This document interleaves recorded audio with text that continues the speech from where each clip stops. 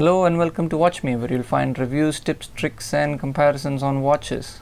I have a fun video today where I'm comparing three 42mm dive watches, quite possibly the three most popular options under the 5K price point. Omega Seamaster Professional to the left, this in particular is the necked-on version of the watch. Breitling Superocean 42 in the center with an orange dial, and the Tudor Pelagos to the right.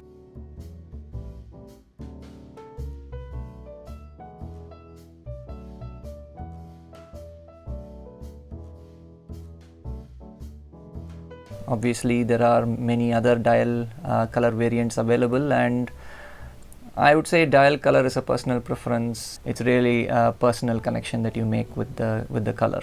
One thing you might note as well is that I have all three on fabric straps. So let's begin with the Omega Seamaster Professional on the left.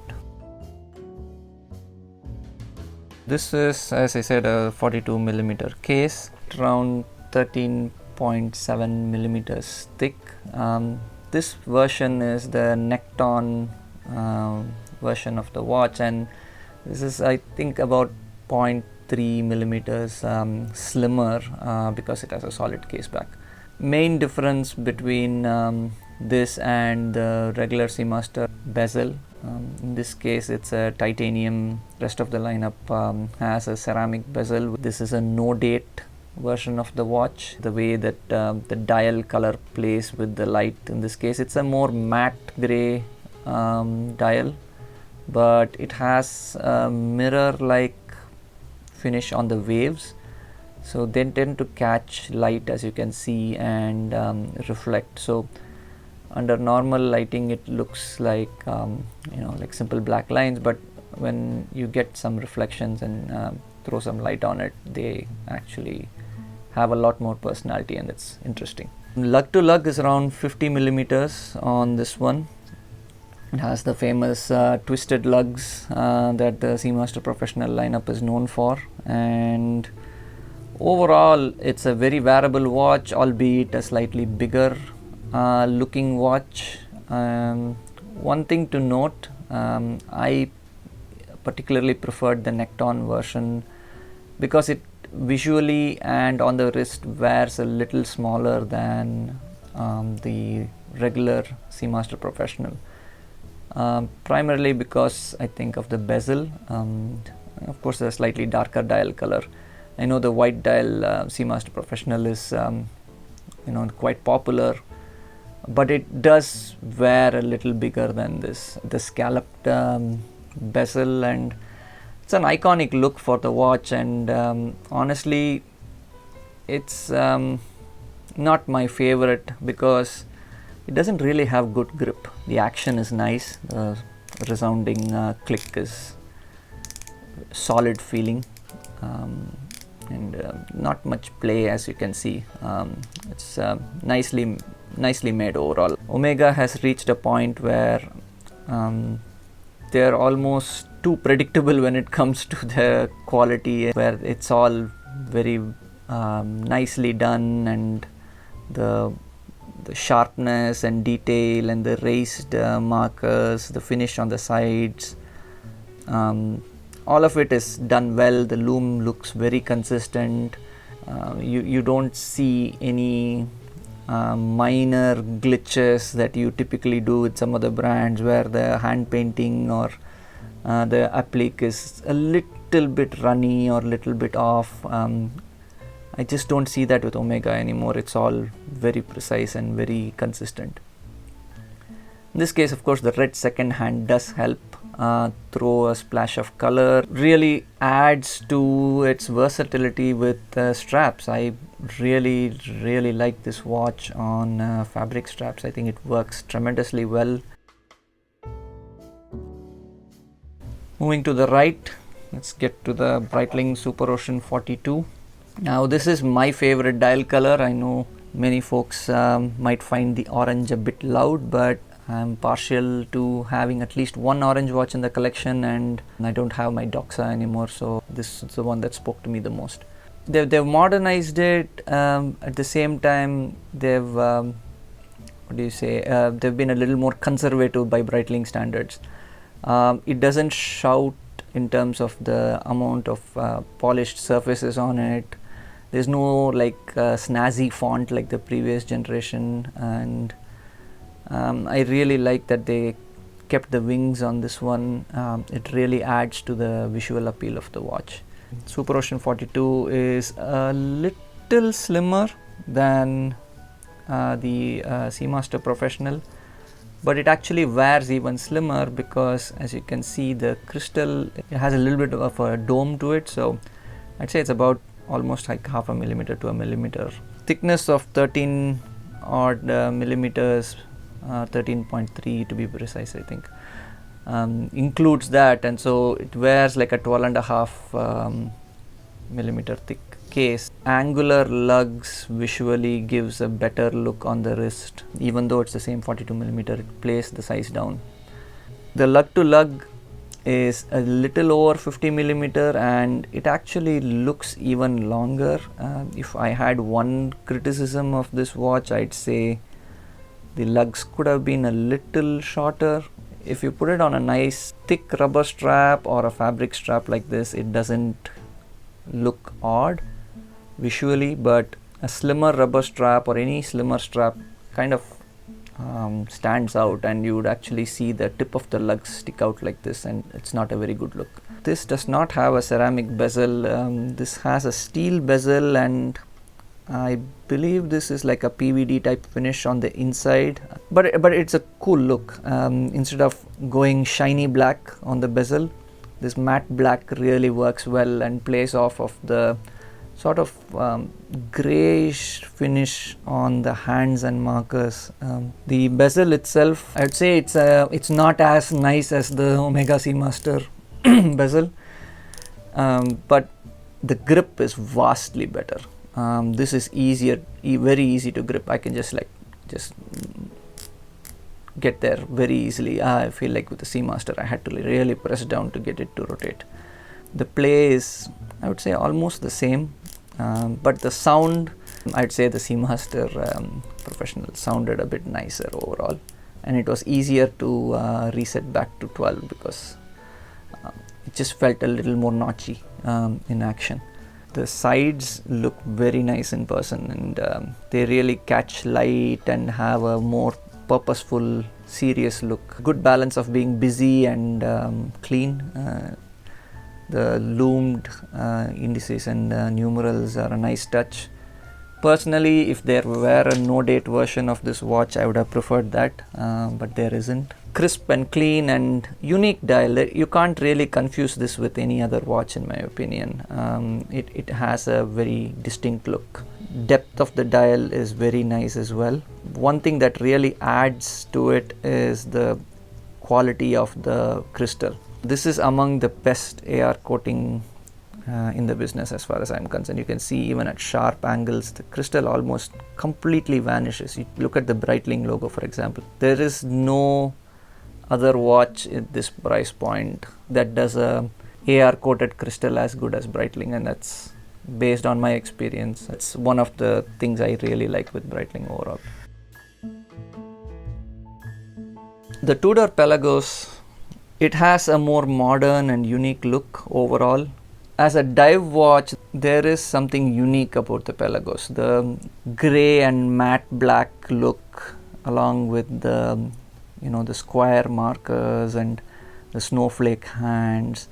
It's a very cool and unique look, and the matte grey or matte black in this case is more matte than most other watches with a matte finish. It's so deliberately matte that it stands out. The watch itself is a little bit more chunky, so this is the thickest of the bunch at around 14.5 mm, and the lug to lug is the same 50 millimeter, but it does have a tendency to really sit on your wrist as a thick case and thick watch. It's remarkable that Breitling was able to make a slim case with the same 500 meter rating, and as you can see, typically the higher rated watches end up being thicker like this one. On to the specifics in terms of the finish, this is a titanium case and this does have a ceramic bezel insert, but I have actually seen scratches on this. Unlike the polished ceramic bezels that many of the brands use, I wouldn't say it's as bulletproof as it might sound. I really like this feel. It's a little more springy and sort of organic feeling compared to the more industrial notchy feel of some of the other bezels, and I kind of like that. It feels more natural, just not as clicky, but it still feels good when you rotate it, and I like that feel. The cool thing with this is it's a fully loomed bezel as well, so it really lights up and adds to the look. That really helps. Side is a typical Tudor slab side finish. It's classic case designed by Tudor, and most of their watches have this almost flat, gentle curve type of design. There is no color. It's a truly black and white watch. I like this on NATO as well. It wears well, but relative to the others, I'd say because it is already quite thick, it does add to the thickness even more, which is not ideal in a case like this. Price point, this is the most expensive watch, coming in at around 5 grand, right at the top of the budget. And this would be the cheapest of the bunch on the basic strap option, and this sits right in the middle at around 4500 or so. This is a COSC certified ETA based movement, so it's a fairly standard 38-hour power reserve ETA movement, but Breitling's certified movements never really had an issue with any of them. Tudor Pelagos has their MT5612 movement, which actually has a really impressive 70-hour power reserve, and it also is anti-magnetic. So the movement gets a nice significant upgrade. If you were to look at the current version of the watch, the only drawback would be the 4 lines of text, which I'm not a fan of. I prefer the cleaner look on the ETA version, but the movement upgrade is welcome. Then you go to the Omega, which kicks it up a notch further with a Metas certified movement, which is 0 to 5 seconds per day, compared to the -4 to +6 of the COSC movements. And this also gives you the coaxial escapement, and it's also anti-magnetic. And added bonus, if you were to pick the regular version of the Seamaster Professional, is you have a see-through case back where you can actually take a look at the movement. In this case, the Necton has a closed case back. So movement wise, I would say the Omega wins. Loom, I kind of love the Tudor Pelagos loom. The winner for me, it is the best looking, coolest looking loom of the lot. In terms of bezel, I really like the titanium bezel for the look on this one, but the feel of the scalloped edges are not that great.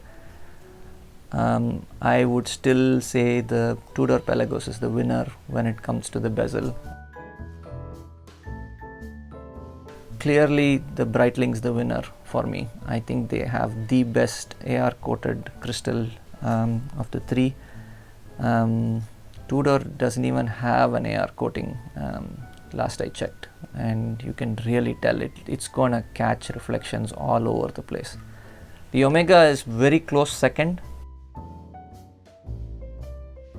In terms of dial finish, or let me start with the markers, the Omega has the best looking of the lot, with these sort of cylindrical or rather circular dots look really nice. I like what Breitling has done with their markers and numerals, but I think the Omega edges out in that. In terms of hands, I like the Breitling the most. I think these hands are very functional, extremely legible and purposeful, and have good loom. The Tudor Snowflake hands are a close second because they have a very distinct look, and it's nice in its own way, no doubt about it. But I kind of like this one the most. This would be my least favorite. The hands to me are really due for a refresh or a change up in the Seamaster Professional line. In terms of case profile or overall case wearability, tie between the Seamaster Professional and the Superocean 42, both of them are very wearable and very versatile and feel good on the wrist. The twisted lugs are superb. The spacing between the spring bar allows you to even put on thicker NATO Zulu type straps. The drawback on this one is the slightly longer lugs. The spring bar actually is closer to the case, so you can only put slimmer fabric straps on the Superocean 42. On the flip side, I'd say this wears slimmer overall on the wrist, and so has a tendency to not sit high, whereas this, as you can see, even when it's sitting on the table, it sits a little higher. This one clearly is just really thick, and while the lugs are still manageable, the thickness really plays against this one. That would be my comparison of the three 42mm dive watches. From a value play, definitely this does really well. However, when you move up or you move to the other watches, you get upgraded movements and some of the additional features and finishing, and there's a reason why these are priced a little higher. But I think it's a very fair contest between the three, and you can't really make a wrong decision between these three watches. So